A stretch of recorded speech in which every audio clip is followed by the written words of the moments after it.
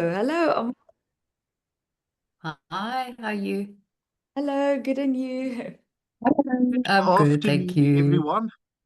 Um, yeah, we are excited. I'm very excited to hear what Tilesia has to say, having read the short intro or ad for a presentation. I'm really looking forward, and I think with everybody that's joining, I can just imagine that you are also looking forward to hear what she is saying. My name is Jaco Fouché. I'm a director at General Financial Solutions, and it's my privilege to just welcome you, everybody, and then to hand over to Tilesia. Tilesia, you are more than welcome to just introduce yourself a little bit, tell the people what you do, etc. And yes, then the floor is yours. We are really looking forward. Thank you. Thank you very much. Thank you, Yaku. So, this is the part where I introduce myself, and I often say that I used to be an advocate, and then I helped people to get divorced and did a lot of those stuff. And then I started to realize what life is actually about. And now, when people come to see me, say, for example, in a mediator capacity, their divorce is on the rocks because I help them to heal their relationships. And I'm not a good advocate anymore. In fact, I don't do any law anymore. I choose not to do it. I studied full-time psychology and I just went on a healing path of my own. And I'm very passionate about what I'm going to discuss today. And I'm happy that the session will be recorded because I believe that it will be so beneficial for everyone out there. Just to start off with our being, who we are as human beings. As human beings, we are set apart, I believe, from the rest of creation in the sense that we are built tripartite, which means we have three parts to ourselves. That is our body, our soul, and our spirit. So when we show up in a place, wherever, whether it's when we wake up in the morning, when we drive to work, when we have a conversation with our friends or our spouse, our children, when we work and we're busy typing, when we exercise, when we eat, whatever we do, we show up to life presenting ourselves as full human beings in body, in soul, and in spirit. So, just to quickly look at what these parts are, our body is this vessel. So it's the physical body that we were born with.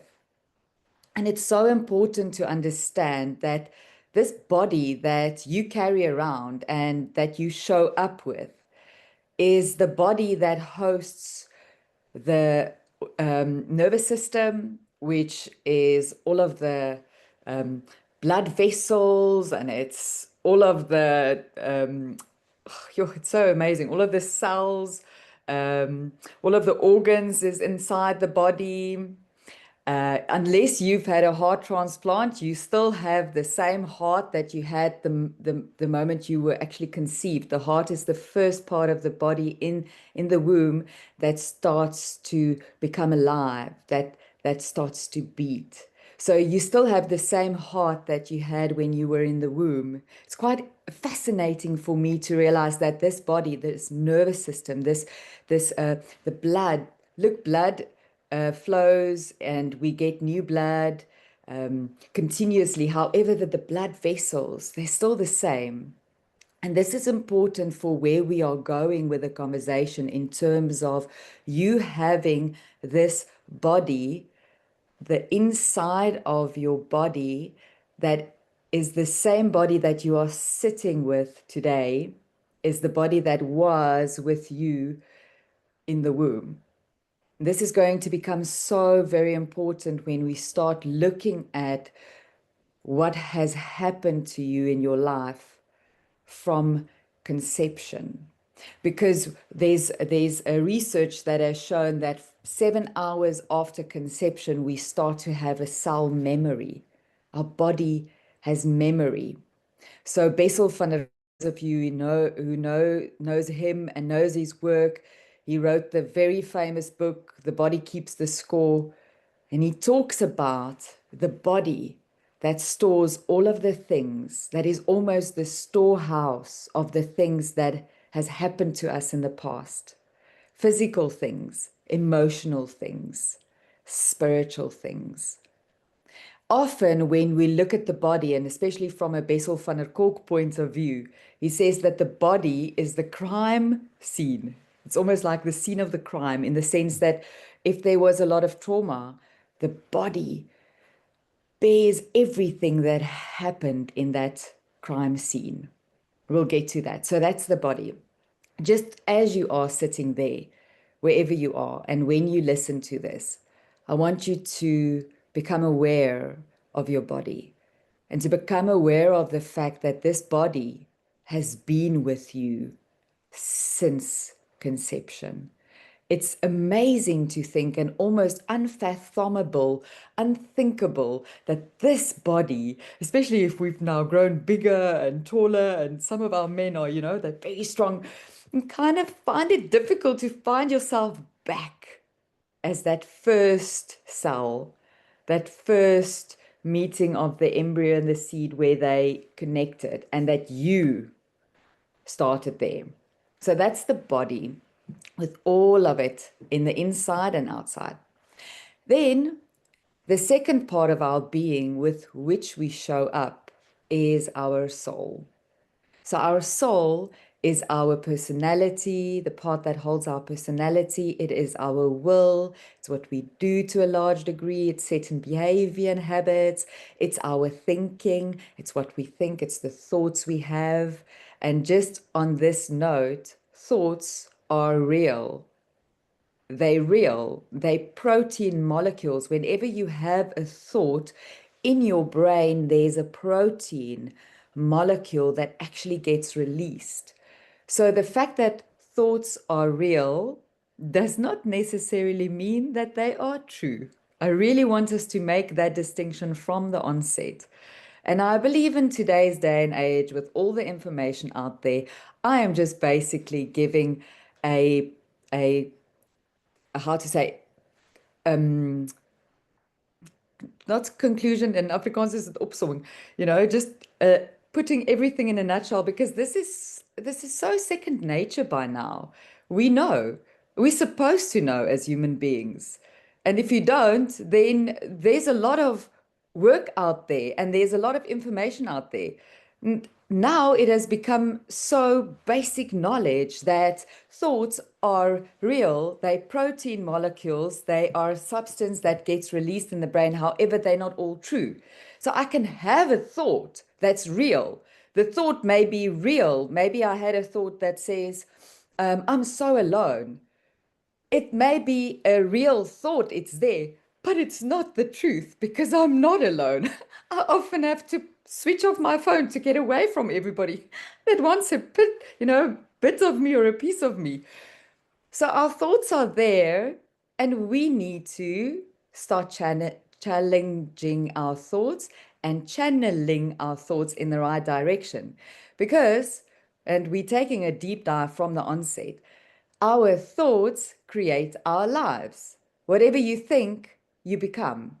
It's as simple as that, and it is as complex as that, because we have so many thoughts throughout the day. It's almost one of the things we learn to do from the beginning and observe as a child. And then with the observation comes thinking, thinking, thinking. And the thoughts happen often so unconsciously. So unless you become aware of what you are thinking during the day, you will go to bed at night having had thoughts that is just sometimes crazy, wild, out of this world, and thoughts that's just negative, untrue, and absolutely not conducive for where you are going in your life, and that doesn't meet your future self. Your future self is that person that you ultimately have a vision of becoming and want to be, for whatever purpose and calling you hold in this life. So it's our responsibility to at night be at a place where we can look back at our thinking, look back at our thoughts and say, those were good thoughts. I liked those. I liked what I thought there. I like the way I thought there. I like the way you're thinking. you'd, you'd be at a very good place when you can go to bed at night and say, I like the way you're thinking. Okay, so our soul also has to do with our emotions, what we feel. And our emotions, also very real, also not always true. However, our emotions are a God-given way for us as human beings to figure out that something is just not right, that something needs attention, that something needs help within us. This whole being of us, the whole body in its entire essence, in its trilogy, I want to say, in body, soul, spirit, this tripartite being of us is designed to flourish and is aimed to have our highest calling in mind, and is developed in such a way that it is an inner, intelligent being that can heal, that has the healing and transformation at the heart of it. That is what our bodies, our soul, and our spirit is all about. It's just a few things that keep us away from this, and it often has to do with where we come from, our community in the past, our environment of the past, our upbringing, and then the beliefs that we formed. So we'll get there. For now, pertaining to emotions, just know this, that your emotions want to show you in the direction of healing and growth. So if you are experiencing emotions that are painful, it wants to directly you to a place where there's an area that needs healing. If your emotions are joyful and, you know, in the sense of, abundance, then your emotions wants to teach you that you are at a good place, and then do more of that. I often say when something feels good and something is working well in your life, when I ask my clients, so what changed? They'd say this. I'd say, oh, well, that works for you. Do more of that. However, when you get to emotions that are painful or that's filled with anger and rage, frustration and irritation and low capacity for people and low tolerance, all of this low energy vibration emotions, then they want to teach you something. And emotions are like little children. They are not going to leave you until you give them attention. So you better start giving your emotions some attention. People say, how do you do this? Well, we'll get to it with the meditation. Don't let the word meditation, keep you in a rut in your mind. I know there's a lot of definitions on meditation, and it can be a religious barrier for some people. Some people feel they're not allowed to meditate. It's something weird. Don't let the word as such keep you from this session. Have an open mind, because you will find towards the end that your meditation is a very personal thing, and it can also be called something like intention or visualization or awareness. I personally love the word attunement, because I love to live in attunement with myself, in attunement with my body, in attunement with my soul, and in attunement with my spirit. So getting back to the soul, and when you're in attunement with your soul, this means that you are in harmony with your thoughts, with your emotions, and ultimately you will be in harmony with what you do, because this is how it works. Cognitive behavioral therapy has taught us that as a man thinketh, so is he. That's a Bible proverb, actually. Cognitive behavioral therapy looked at the thinking and realized that what you think, you feel. And then whatever you feel, you do. This is how we actually create our lives. And this is actually where the challenge comes in. And this is actually where it is so important to get to a place where we are free.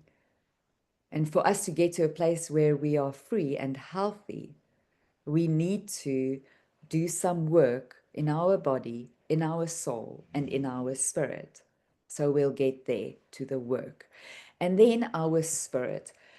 Our spirit is a very, very intelligent, majestical, beautiful, sacred part of us.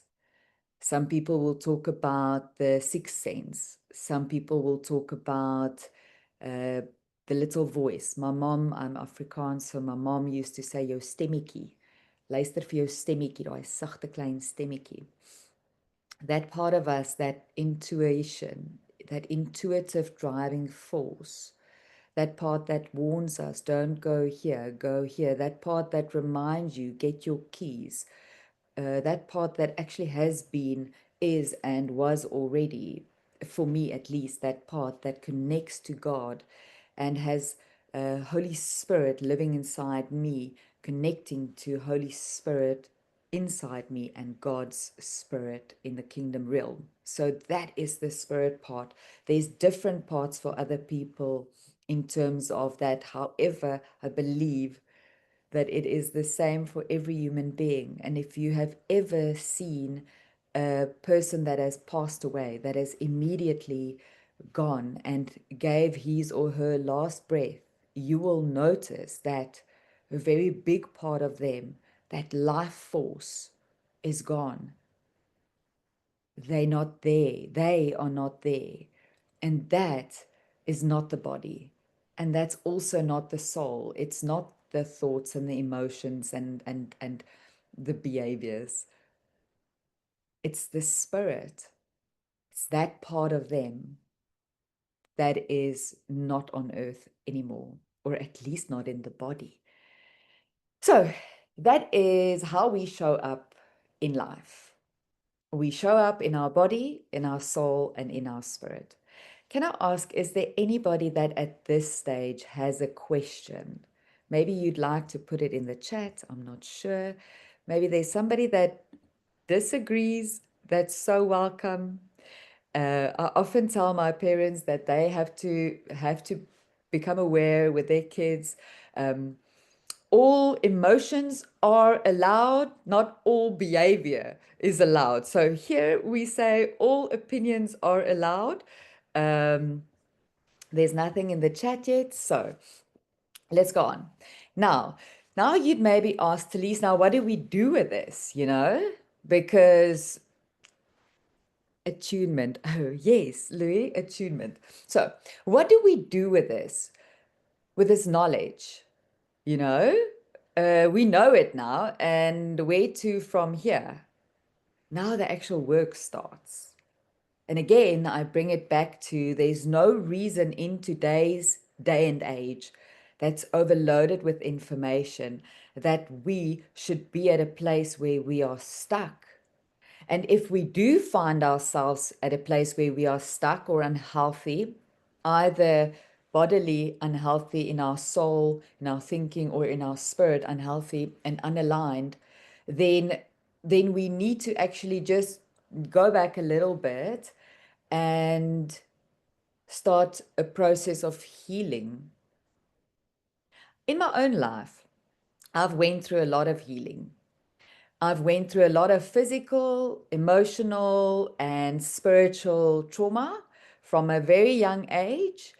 Actually, from even before birth, I had a very traumatic birth, very traumatic. And that set the tone from the onset, where a belief came in, and the belief was, you're not supposed to be here, this is not your place, you don't belong here.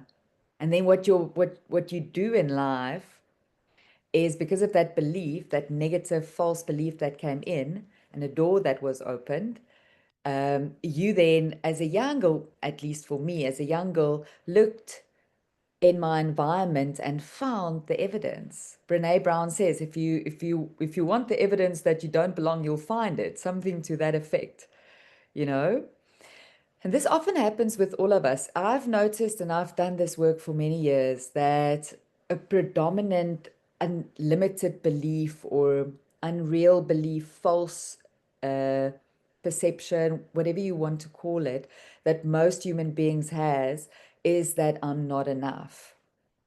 I'm not enough. I'm not good enough because of unresolved trauma. And then they would act from that place. So I'll get to this now. I just want to quickly finish what I wanted to say pertaining to what do we do now with the knowledge. Yo, we apply it. I love this one pastor. His name is Vlad. He talks about soap and he says it's not soap that makes you clean. It's not soap. It's not the soap. The soap does not clean you. It is applying it. It's physically using it. It's physically going under the water and rubbing it on your skin and washing yourself with it. And it's the same with the work that we do. The work is to get the new information, to understand where I come from, what is trauma, the different kinds of trauma with a big T, trauma with a small t, how trauma affects the development of the brain, how trauma affects the body and the cells of the body, how trauma affects our beliefs. And then when we realize all of this and we get the information, we start doing the work. And the work has a lot to do with a meditative practice where we will get to. It has work to do, and we have our work cut out for us in terms of body, soul, and spirit. So we'll get to that. Let me go back to the trauma. I just want to see there is something in the chat. I'm making notes. Yes, I'm sure that you'll get the recording. Yes. And then what emotions we feel is where we need to do the work. So true, so true, so true. Okay, let's get back to the trauma. So, say for example, we are born quite whole, free, in alignment, happy, knowing that we can ask, feeling that it is our right to ask, because that's often what babies do, right? They cry and they just want, because they have no problem to ask for help, because innately in our human nature, we are created to ask for help, to ask for assistance, to be at a place where we need our community. And how many times have you maybe found yourself that you can't ask for help? It may seem that you then don't know what you're doing, or you can't ask for help because you don't want to put yourself in that vulnerable place where somebody may say no, or they may not want to help you, or you don't want to feel like a burden. These are all childhood stuff. So as a child, going back to where we were, we are actually whole. We are free. We're in alignment with our true nature that can ask help, that can show up in our full essence, that can be abrupt, that can be angry, that can be noisy, that can cry, that can be tired, that can be joyful, that can laugh, all of it. However, often we are born and a number of things can happen. The variables are, for example, you are born into a family and there's a lot of poverty. I mean, there's not even money for bread for the mother to eat, and you don't have food. Even breast milk is too little. Or you are born in a certain era where there's war. Think about the babies that are currently being born in countries like Iran, for example, or Israel, for example. There are mothers pregnant at this moment, and that has a direct influence. The mother's environment has a direct influence on the unborn child and ultimately the child. So when I studied psychology, it's almost 10 years ago now, when I started studying psychology. I thought to myself, well, my thesis or that transcript you do, is it a script that what I'm going to do is I'm going to do research in terms of a baby, an unborn baby's thoughts and an unborn baby's being, if an unborn baby is affected by the thoughts of the mother. That was something that puzzled me because when I started doing the healing work, I realized that my mother went through a lot of trauma and also quite some abuse from an alcoholic father, and there wasn't a lot of money. So she had quite a few things that she was busy dealing with. And I was wondering back then when I studied psychology, I was wondering, well, what thoughts did she have? And how did the thoughts impact me in her womb? Now, fast forward, almost 10 years later, it's a given. I mean, nobody has to even do research anymore. We know that whatever the mother goes through when she was pregnant, the fetus, the unborn child, feels. And that's why I remind you of what I said from the beginning of this session is that the very same nervous system, your eyes, your heart, your intestines, the very same you was there. And think for a moment, what may you have gone through? Because even though you didn't physically go through it yourself, vicariously, there's in law, oh, you see, it's a good thing I studied law. Now I know this. There's this thing we call vicarious liability. So if you have an employer and their employee at least, and they drove with a car, then you as employer are vicariously liable. So it's almost this vicarious damage that happens to us. So, for example, mothers now in the world that's going through a war, for example, those mothers are transgenerationally um, um, transferring the trauma to the unborn child. So you almost get born already with that trauma in your cells and the unfair disadvantage. And then other variables can include a mother and father that does not want to be pregnant. Maybe it's an illegitimate child.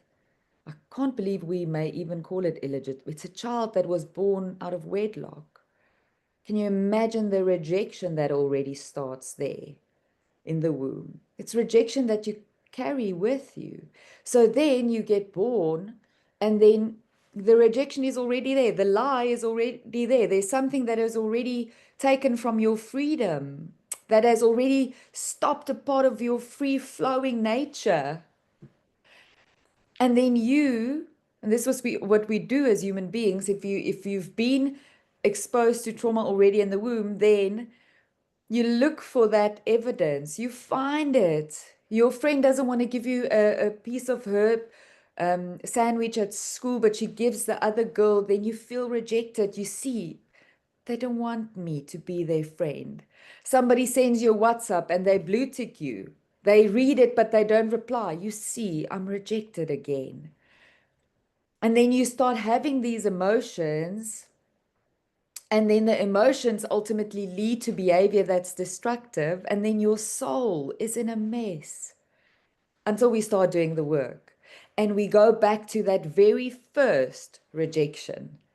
And that's why being in a meditative place, having a spiritual discipline that we're going to speak about, brings you back to healing and brings you back to your ultimate self, your free self.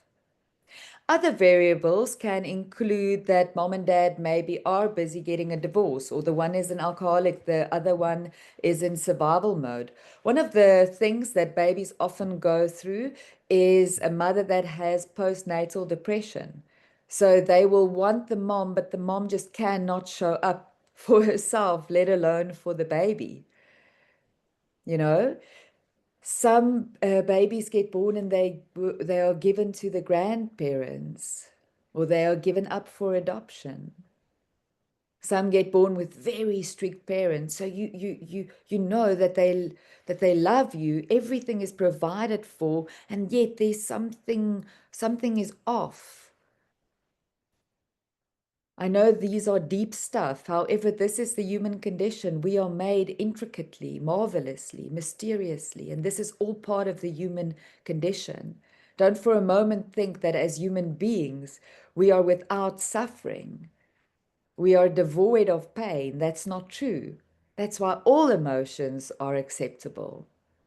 That's why pain is acceptable. It's how we engage with the pain, and it's what we do when we have the pain. So say, for example, you went through trauma in your childhood, which I believe we all did.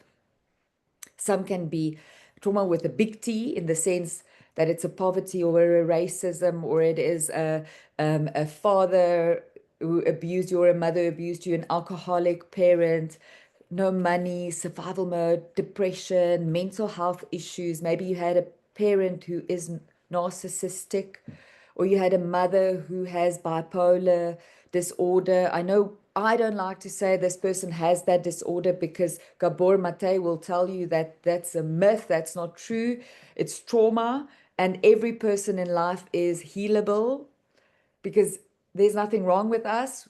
We actually already whole. We just have to get back to our wholeness with the tools that I'm going to give you. Well, there's so many, so I'm going to try to give you what I can in the time that we've got left. Small t trauma can be your mom left you at school. She forgot you. She only came to pick you up at 5 o'clock. A belief comes, and it sits in your mind that you're abandoned. They don't care about you. So the moment that this is actually the work of Gabor Mate, the moment that your wife phones you and you're at the airport, it happened to him, and she didn't leave yet, he goes back into that state of, I'm abandoned. He wasn't left at school. Actually, his mom gave him away to a Christian couple because she was busy with, she was busy dealing with a war with the Nazis. And it had an effect on him. He became a brilliant physician. He was very successful. However, he could not show up in the space for his family. He couldn't be a dad who was playful and curious with his children. He couldn't be that compassionate lover and friend and partner. So even though he was very successful, the trauma kept him from living a free life. Often what happens to us as children is we have parents who have their own set of ideas of how this child should be. And it's intergenerational. Children should be seen and not heard. I don't know how many of you have heard that. It's one of the first things the parents, when I do parenting sessions with them, and we have quite a few because they need a few, is that you're not allowed to have that mindset. You have to get rid of everything that you think about parenting, get rid of it, because it's most probably false, and it's most probably going to hurt them, because it's most probably coming from a place of a generation that didn't know. I'm sorry if I'm stepping on toes here. It is what it is. There's enough research to back that up, especially in our day and age today, where kids have challenges that's far beyond what we went through in terms of sociable acceptance, in terms of their device addictions, in terms of their development of their brains. That's just really at a very, very, very slow pace these days, with being exposed to screens so much. That's off the topic. So back to the topic, another small t can be your friend that tells you, I don't want to be your friend anymore. Again, rejection, not good enough.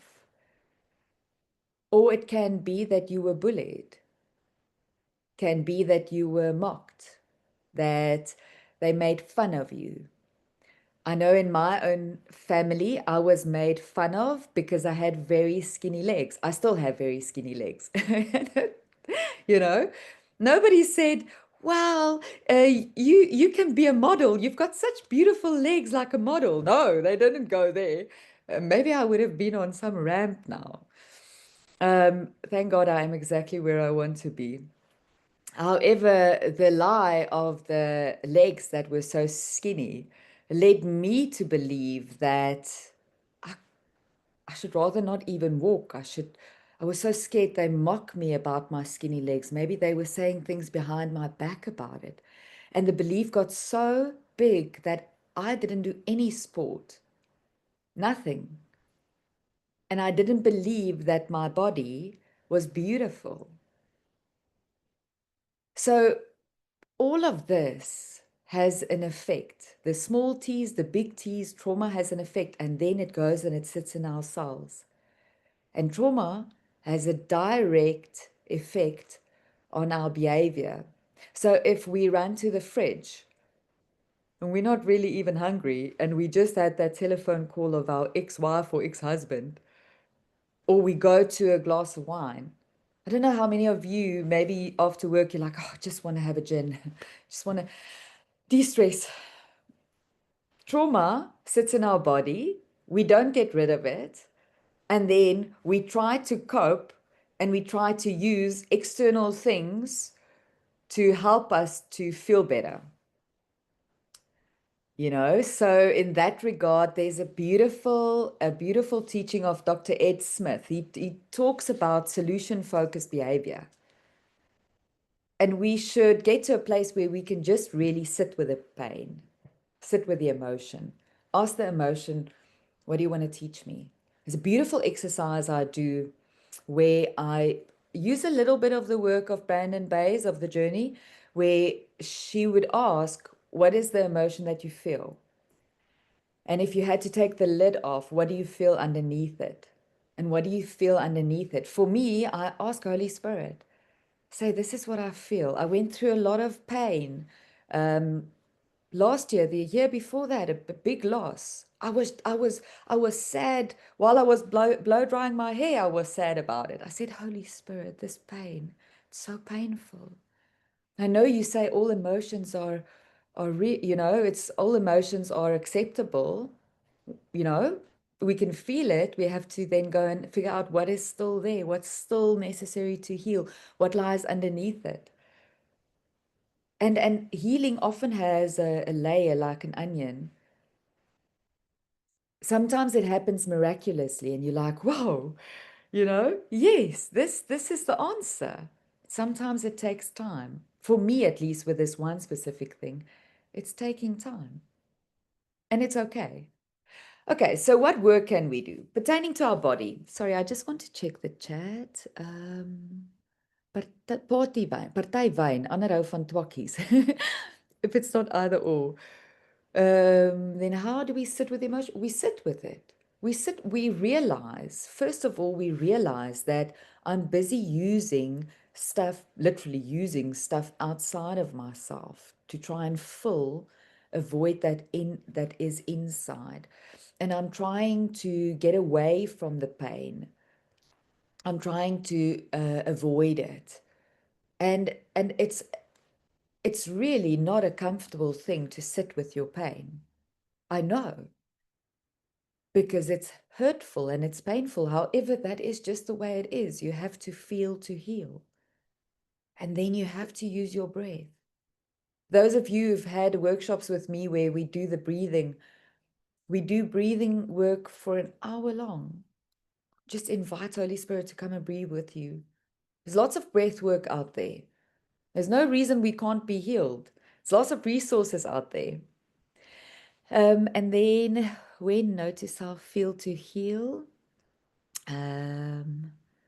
Rejection power by letting it echo through our thoughts. Yes, Heinrich. And then shaping our identity with doubt and fear. Yes. And that's so true. That's the thing. Sorry, I can't read all the comments now. I just want to get to the tools.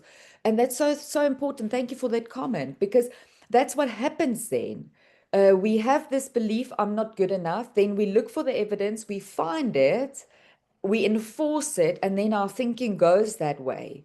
And that thinking makes us feel so bad. And then when it makes us feel bad or unworthy or not good enough, we don't go and we exercise, we go and we drink, or we go and we eat, we go and we party, we have sex with random strangers. We as human beings now, do drugs or work, study another degree, ask me, to try and prove. This is the human condition. Now, what do we do? Okay. First, for our body. You know, your body has a whole pharmacy in it. Our bodies are created to be healthy. Our bodies fight off viruses. Our bodies get a scratch or a pain or something, and then it starts to heal. When we have a headache, when we do breathing exercises, we go and we speak to the headache, hear what it's all about. It goes away. However, we live in an age where it's easier to pop pills. So many people are drinking medication. And I'm not against medication, not at all. Biomedical field is very important. Doctors are very important. However, when we start to reconnect with our bodies and we live from a place of connection with our bodies, you'll find that it's less likely that you need all the medication that you do take. Some people really do the work and they heal from cancers just through the crazy, sexy green diet from Kat Kerr, for example. Kat Kerr.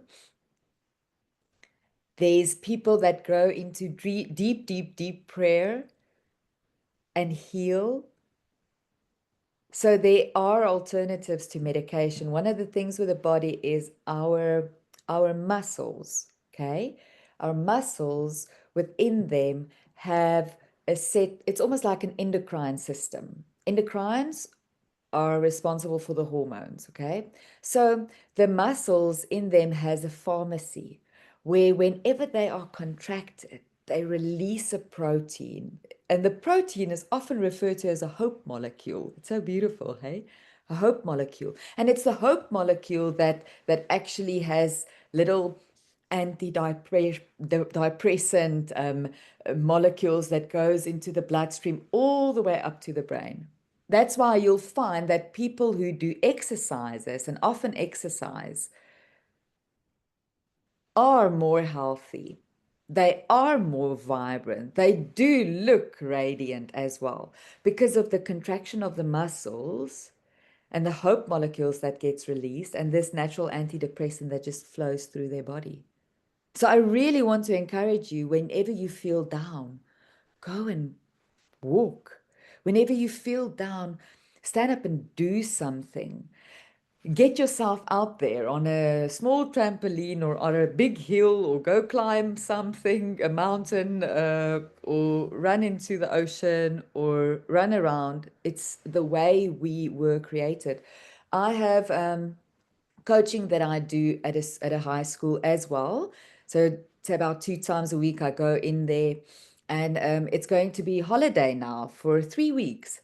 So this morning already I thought, okay, well, I should book my rebounding for twice a week because I'm not going to be so active walking up the stairs at the school and going to all the classes, doing the workshops, working with the execs and with the teachers and the learners. And so I won't be as active. So already I am conditioning myself or preparing myself because that is being good and kind to your body.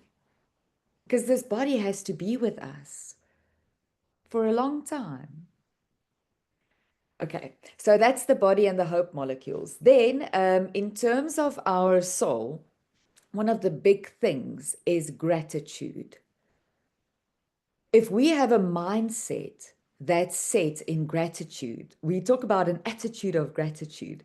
If we can just start to, I'm thankful for this, I'm thankful for this, I get to do this, thank you for this. If we can have a mindset where we first go to thankfulness, thank you that this is happening. I wonder what it is going to teach me. Thank you that this is happening. I wonder what it is going to teach me. And this becomes challenging. If you've lost your job, thank you for this. What is it going to teach me? Finding the lesson in something that may be tantamount to pain or suffering. And that's the whole point, in all things. give thanks and rejoice always, and count it pure joy that you're going through things, because it is shaping your character. It's building who you are. The thing is just, if you go and you despise it, you hate that it's happening, you can't believe that it's happening, it's so terrible, it sucks, why did it happen to me? This is so unfair. If you go into that wallowing, then what are you creating? I bet you're creating more of it yourself, because we create our own suffering with our thoughts. Byron Katie is very, very famous for saying we create our own suffering with our thoughts. So what's the alternative? The alternative is to embrace it, to see it as a challenge, to accept that this sucks and I'm going to make the best of it. How am I going to learn from this? And remember that at any given moment, you can change. You are not defined by what you did this morning. You're defined by this moment. This moment here now defines you. And what you choose in this moment now defines you. And going forward, building on this moment where you choose life, where you choose to think differently. Marissa Peer does a lot of work in the UK with famous athletes and coaches and actors and so forth. And she would often say, tell yourself a little lie, tell yourself a better lie. So I'm not saying fake it until you make it, and I'm not saying that. However, I am saying get a better thought. There's always a better thought than what we had. So gratitude. And when we are grateful, we actually release something that we call immunoglobulin, IG, which is antibodies, which helps us fight off free radicals, and helps us also fight our viruses and stuff. So we are more healthy. And then pertaining to meditation, this is a practice where you become still in your cells every day. For at least 2 minutes, take a pause and become still in your cells. If you can't do 2 minutes, then you have to do 20 minutes, because then you have a challenge. It's also a place where we can give ourselves a butterfly hug. And I love this one personally because I can feel how I'm being kind towards myself, so it incorporates the body as well. And meditation also is a place where you connect through your spirit with your source, with your God, with Holy Spirit, and just sit and be still. So yes, I hope that blessed you. I don't know if anybody has any questions, maybe. And if you have a question, I think you can unmute yourself, because it would be easier than reading the chat. Okay, I can say something. I had the pleasure and the honor and the privilege to attend one of your workshops. I don't know if you remember me. Oh, natuurlijk. Yes, Maria, always. And I can honestly say that was just life altering for me. It was just the best experience in my entire lifetime. And then, because I work in the oncology department, I actually looked after the PET CT. We did all the scans, and then I started chatting to the patients, and the patients that had been coming like for 20 years, and I asked them. There was especially this one chap that had stage 4 melanoma, and he was told he he had 6 months survival. And at that time, there was no cure for melanoma. There was no immunotherapy, there was no chemo, no radiation. And 20 years later, he was still with us. So I asked him, like, what did you do? And he said, well, the first thing was remove all toxic people from his life. And the next thing was meditation. Well, That was sure. it. Yeah. Wow. And most of the patients that I had encountered, those that had stage 4 breast cancers or cervix cancers or something, they had the same meditation, the breathing exercises every day. Yes. Gratitude was so important. Like since I did your course, I am, you know, when I wake up in the morning, I'm grateful for the sheets, my bed sheets, for everything, for every Absolutely. tiny thing. And Absolutely. yeah, and then I had this major problem. I don't know if you remember of insomnia, and I used to take every kind of medication possible. And I don't anymore. I have the deepest sleep ever. I've changed careers. I'm now a student again. Life can't be better for me. And it was just because of that experience that I had with you. Um, I can't thank you enough. You're welcome. Maria, thank you for that feedback. Yes. And it's possible. And that's the thing. If we do the work, we don't stuck in victim mode and we actually exercise, we do breathing, we meditate, and we have a practice of gratitude. And we're grateful for the smallest thing. Every cell in our body, just as every cell in your body went through the trauma, every cell in your body hears when you go, thank you. I'm so grateful. This is so good. This is a good day. This is a really good day. I'm so joyful. You know, every part of our cells responds positively to it. And then our body, our thoughts, and our spirit catches up. And there's someone in the chat that says, wow, thanks. Oh ja, dankie Louis, dankie dat julle is. Yes, so what I would like to do is just before we close, I would just like to give you a little practical example, and it's going to be by short, very short. So if you're ready, I just want you to, wherever you are, and if you feel comfortable, put your feet on the floor flat, and your hands you can either have open, you can just put them on your lap and close your eyes. And as soon as you close your eyes, I would like you to take a deep breath in through your nose and let it all out through your mouth. And another nice deep breath in through your nose and let it all out through your mouth. I want you to, when you breathe out, that you actually make a sound. The louder, the better, because that's how we reset our nervous system. So take a deep breath in and let it all out.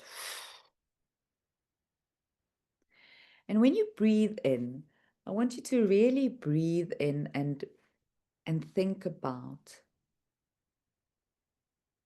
love and joy and peace. And when you breathe out, I want you to breathe out everything that does not serve you, even if it's the person you just had a conversation with that irritated you or brought you off balance, disaligned you. Breathe it out. Let it go. Just see how it goes from you. And then with your next breath in, kindness, goodness, faithfulness, breathe it in. Make it part of every cell in your body. And let go. Let go what is not yours. Let go what is not yours. And gentleness and self-control. Compassion, breathe it in. And let go everything that does not serve you. Let it go. And in this moment, and while you are breathing and listening to the sound of my voice, just guide yourself through your body, from your toes to your ankles to your calves. Just check in with your body, connect with your body, go all the way up, connect. Maybe you need to relax your shoulders or you feel your jaw is tensed. Relax. Even your tongue, you can just relax in your mouth. Just relax, really relax. You have permission to relax. And if there's any part of your body that feels very tensed or has pain, just breathe into the area. Just breathe lots of love and compassion and kindness into that area. Just acknowledge it without trying to change it or wish it away. Just breathe there. I see you. I hear you. It's okay. We often want to change things, whereas things are just as they are. And then I want you to use your senses. What do you see in front of your closed eyes? Visions, colors, shapes, sizes, shapes. Just let it all go. And what do you hear? Sometimes silence can be so loud. And what do you taste? What do you smell? What do you feel? The touch. Feel in your body. Feel your emotions. What emotions are coming up for you? And there may be a lot. And just tell your emotions, I'll come back to you. And what are you thinking? So many thoughts. Just get that one thought that's really good. Just get that thought. What is the one thing that you thought today that was so good? Get that thought. Put it in your heart. If you don't have such a thought, think of one. This is a good day. It's never too late to change or to heal or to be whole. I am whole. Get those thoughts. Put it in your heart. That deep breath into your heart and breathe in whatever gives you so much joy, whatever you are so grateful for. Breathe that into your heart in this moment and anchor that. Say thank you. And when you're ready, you can find your way back into this space. Maybe you need to pat your eyes a bit just to come back. And that, my dear friends, is a very short meditation where you acknowledge your body, look at your soul, you ask it how it's doing, and you connect with your spirit. So I hope that blessed you. And yes, if you would like more of the resources, then you can let me know. I'd gladly share it. Thank you so much. Thank you for the comments in the chat. Thank you for joining. Thank you, Yaku, for also arranging this, you and Susan, and then for sending it on to people. Thank Thank you, you, Leah. Tilesia. No, I really appreciate the time that you have spent here. And as I've said in the chat as well, we have a YouTube channel where we put up all these sessions of Gen Well, because it's for us a passion to also share the knowledge that people like yourself have. So please look out for the recording. It will probably be up by later this afternoon. Great. Thank you so much. Thank you, Yaku. Stay well. Thank you. Have a lovely day. Bye-bye, Yella. Bye. Thank you, Tilesia. Thank you, Tilesia. Thank Bye. you. Bye. Thank you. Bye.